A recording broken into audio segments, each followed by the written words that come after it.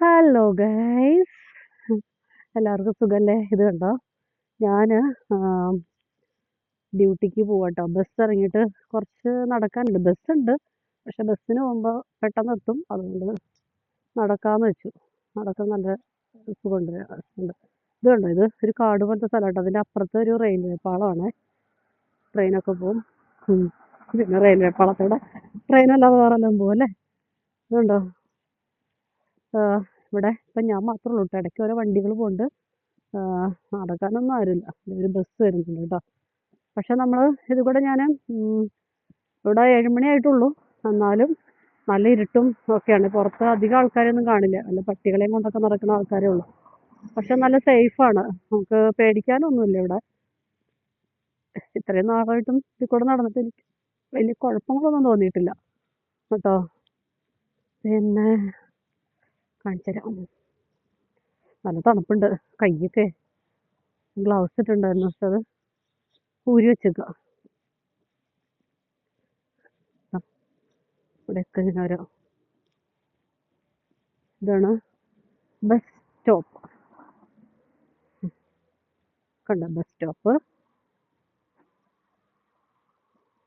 ഞാനേ വേറൊരു സാധനം കാണിച്ചു തരാം കേട്ടോ. കുറച്ചങ്ങോട്ട് ചെന്ന് കഴിയുമ്പോൾ കാണാൻ പറ്റുക ഒരു സാധനം കാണിച്ചു തരാം. ആ, ഞാൻ കാണിച്ചു തരാം കേട്ടോ. ഇതാണേ ഒരു സാധനം കാണിച്ചു തരാമെന്ന് പറഞ്ഞില്ലേ. അതെ, ഇത് ഉണ്ടോ, ഒരുപാട് ദൂരം നേരം കാണിക്കാൻ പറ്റില്ലായിരിക്കും. ഇത് എന്താണെന്നറിയോ,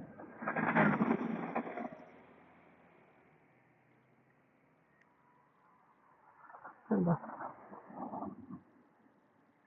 ഇതിവിടെ ഒരാൾ, അത്രയും കാണിക്കാനേ പറ്റുള്ളൂ.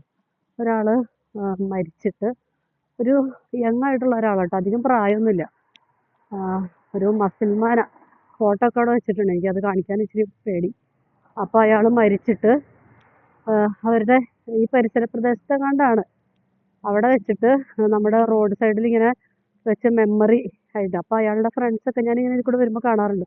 ഫ്രണ്ട്സൊക്കെ അവിടെ വന്നിട്ട് അയാൾക്ക് ഇഷ്ടമുള്ള ബിയറോ ബ്രാൻഡി എന്തോ മദ്യത്തിൻ്റെ കുപ്പിയൊക്കെ വെച്ച്, പിന്നെ അയാൾക്ക് ഇഷ്ടമുള്ള കുറേ കാർഡ്സുകൾ, പിന്നെ ബൊക്കെ, അങ്ങനെ കുറേ വെച്ചിട്ട് അവരവിടെ ഭയങ്കര വിഷമത്തോടു കൂടിയൊക്കെ നിൽക്കുന്നു. ഇപ്പോൾ എനിക്ക് തോന്നുന്നു കുറച്ച് ഒരു 2 ആഴ്ച എങ്ങാണ്ടായിരുന്നു അതവിടെ ഇങ്ങനെ ഇരിക്കാൻ തുടങ്ങിയിട്ട്.